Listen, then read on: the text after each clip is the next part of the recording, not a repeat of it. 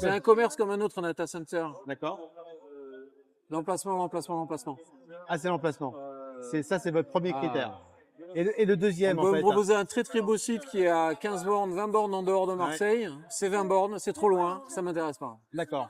Ah oui, donc c'est vraiment le positionnement qui compte en premier. Par l'ADN du projet Fossé ADC et par le marché qui veut aussi cette proximité de l'arrivée des câbles. D'accord. Maintenant, les gros hyperscalers peuvent faire des très gros projets à 30 bornes de Marseille, c'est pas un problème pour eux.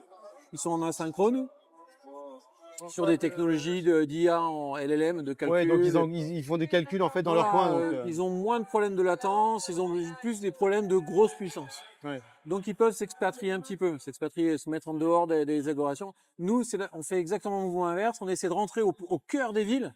Mais quand je dis au cœur, c'est que si on pouvait mettre des mini data centers de quelques centaines de kilowatts à côté de chaque groupe hospitalier, je le ferais. Et j'enverrai toute la chaleur aux hôpitaux de Marseille. D'accord.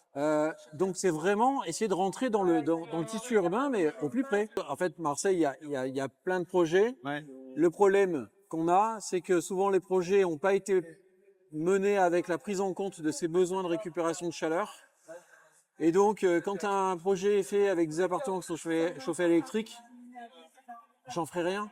Il faut que ce soit un chauffage central avec un réseau de chaleur qui soit prévu dès le départ.